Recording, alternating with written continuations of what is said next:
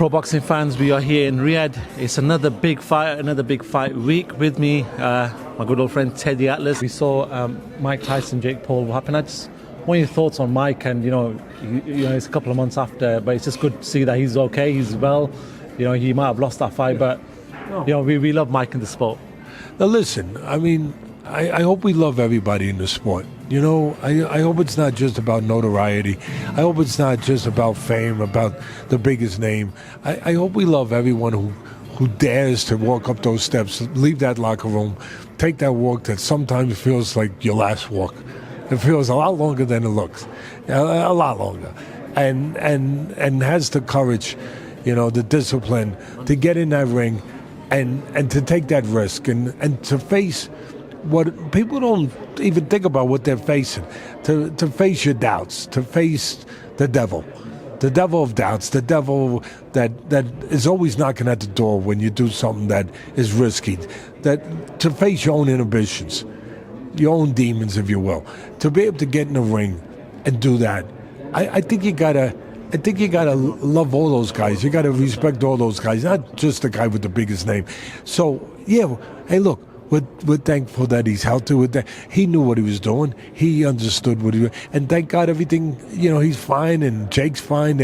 All of that, and I appreciate that Jake had this vision that he could do this. He could go from where he was years ago with the YouTube, respect the sport enough to train properly, train hard, and then go and make something like this happen and be successful. You know, God bless him. God bless both. But at the end of the day, when you I think the same thing that I thought when you asked me the question. I'm being consistent here, right? Go to the video.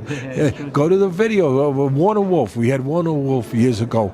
He was a great TV broadcaster, and he was famous in the United States. And he used to say, let's go to the videotape and see what I said last week. You know,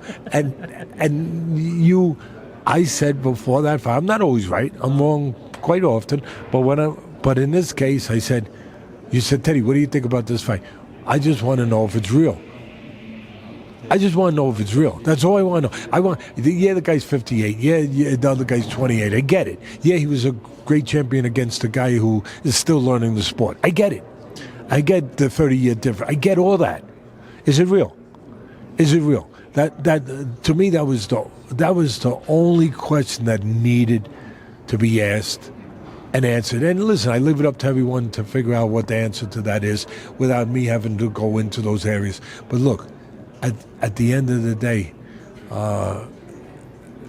Tyson, you know, the mystique, you know, the aura, all of that about him that has gotten greater since he retired. It's a phenomenon, you know, that it has in some ways that